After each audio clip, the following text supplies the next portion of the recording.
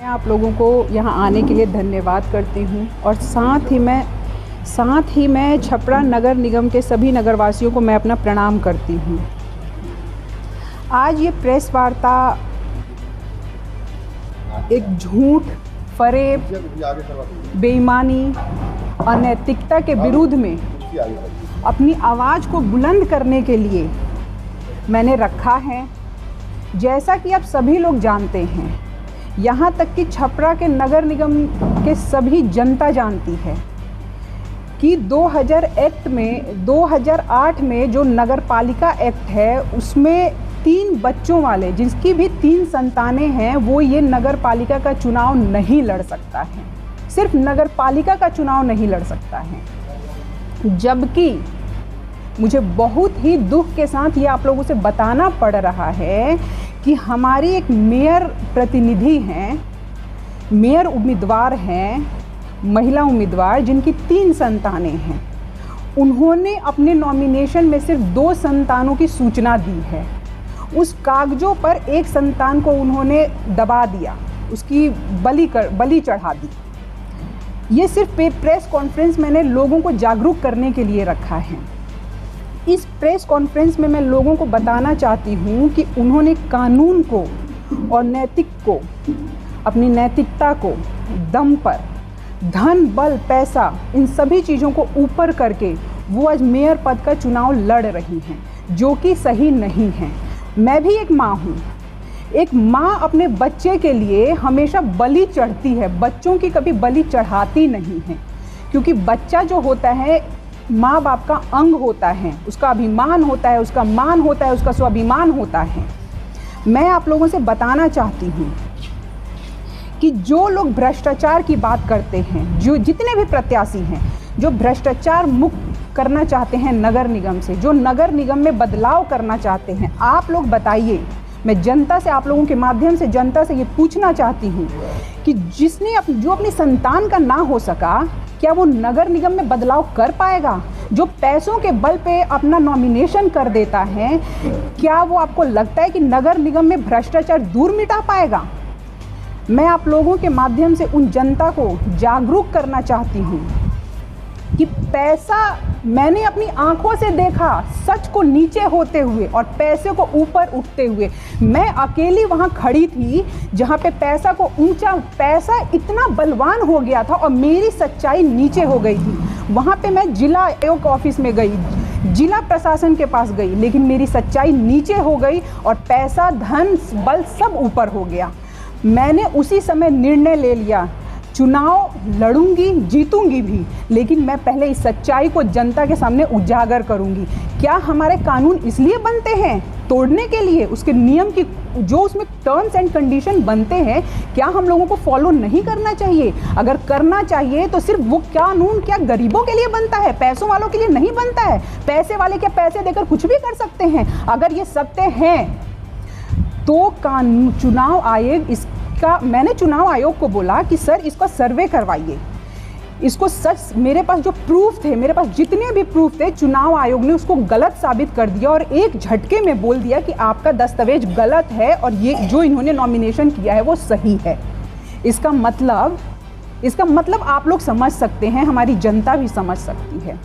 मैं आप लोगों से अनुरोध करती हूँ, मेरा हाथ जोड़कर आप लोगों से रिक्वेस्ट है, आप लोग एक ऐसे माध्यम है जनता तक सूचना पहुँचाने वाले, जो सच और झूठ की सूचना आप लोग पहुँचाते हैं, उजागर करते हैं जनता को।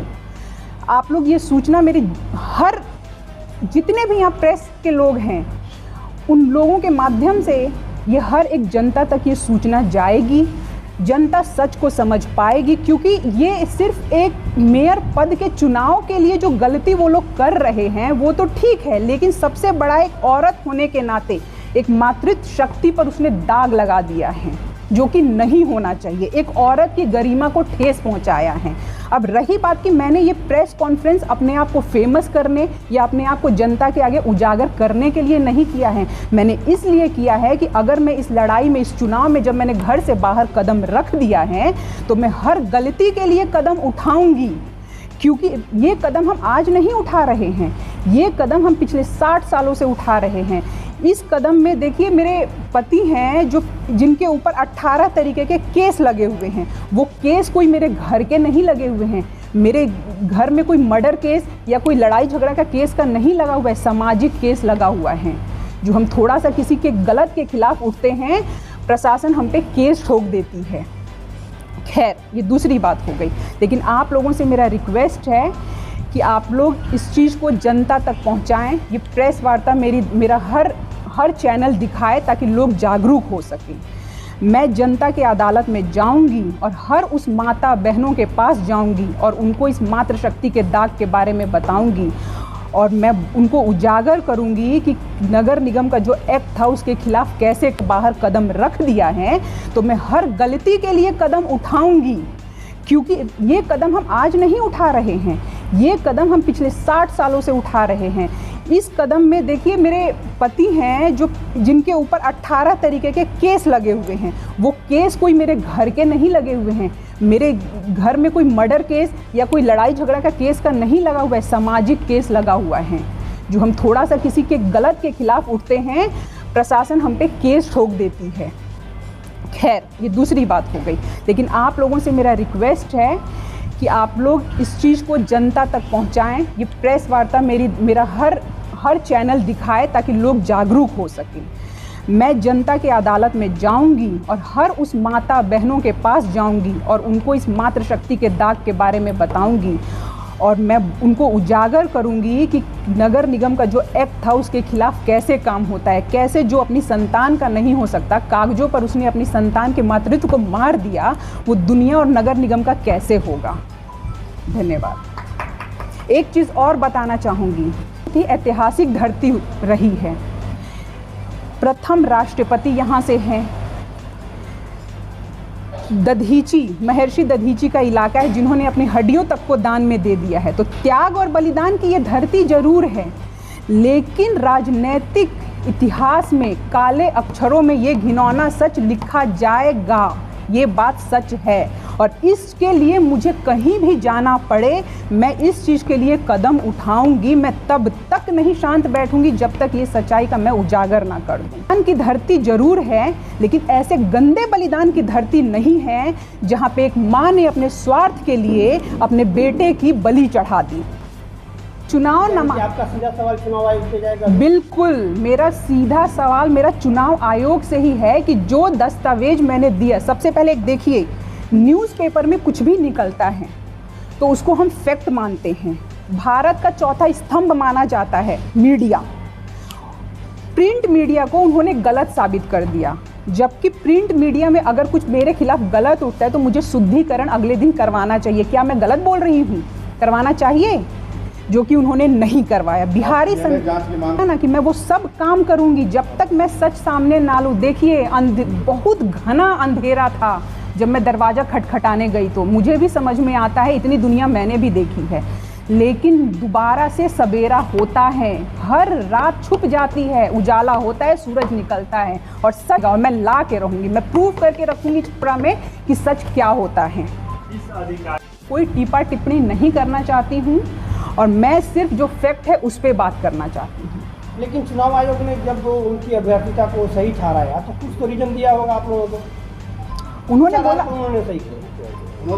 बोला कि जितने, मैंने एफिडेविट भी दिया, उन लोगों ने बोला कि जितने भी ये एविडेंस है इस पे प्रूव्ड नहीं होता है कि इनकी 3 संतानें हैं। उन्होंने बोला जो इन्होंने लिखा है सिर्फ वही सच है। आपने कौन सा एविडेंस? मैंने सारे न्यूज़पेपर का जो एविडेंस था वो दिया था। न्यूज़पेपर, क्यों आपको नहीं पता कि क्या क्या एविडेंस है? जो एविडेंस प्रूव्ड होता है भैया वही दिया था मैंने।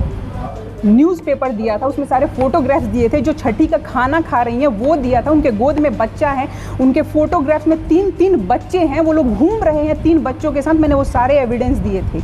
एक बात बताइए, जब हम पासपोर्ट पे कुछ उसको ठीक करवाने जाते हैं आफ्टर मैरिज, शादी के बाद, तो कोर्ट कहता है कि फ़ोटोग्राफ ले आओ शादी का, हम ठीक कर देंगे, प्रूफ दे दो शादी का, कार्ड दे दो शादी का। वही कानून आज ये इस बात को, फोटोग्राफ्स को गलत ठहरा रहा है। क्यों गलत ठहरा रहा है? जबकि पासपोर्ट वगैरह हम बनाने जाते हैं तो उसमें वो सही मान्य होता है। आगे आपका क्या कदम रहेगा? यहाँ पे क्या कानून इसलिए बनता है टूटने के लिए? मैंने अपने आँख से देखा कि पैसा में बहुत भारीपन था और मेरे ईमानदारी और सच्चाई एकदम खोखला नजर आया मुझे। आगे क्या धन्यवाद। कोर्ट के दरवाजे में पकड़ाएंगे? वो समय बताएगा मैं क्या करूँगी क्या नहीं करूँगी, लेकिन हाँ मैं ये साबित तो ज़रूर कर दूँगी कि सच क्या होता है। सच के लिए जब मैं आ गई हूँ घर से बाहर तो मैं सच साबित करके रहूँगी। इसके लिए मुझे कहीं और कभी और क्यों ना जाना पड़े, मैं हमेशा रेडी रहूँगी। लेकिन मैं जनता को सच्चाई के लिए जागरूक करना चाहती हूँ। मुझे देखिए, मैं आपको एक बात बताना चाहती हूँ कि मेरी फैमिली में राजनीति आज से नहीं हो रही है। कोरोना में लोगों ने खाना बांट दिया, हमने भी बांट दिया। राजनीति सिर्फ मेरी वहाँ से शुरू नहीं है, मेरी राजनीति पिछले 60 सालों से है। मेरे फादर इन लॉ नगर पालिका में सदस्य थे, वाइस चेयरमैन थे, 2 बार निर्विरोध चुनाव जीते हैं। मैं उस तरह के परिवार से हूँ। एक सुई की नोक के बराबर भी भ्रष्टाचार के रूप में मेरे पिता को कोई नहीं जानता है। छपरा में अगर कोई खड़ा होकर बोल देना कि प्रोफेसर चंद्रिका प्रसाद का एक गिलास पानी, एक सुई बहुत छोटी चीज़ होती है, उधार है, तो मैं आज के आज ये उम्मीदवारी बंद कर दूंगी, नहीं लड़ूंगी चुनाव।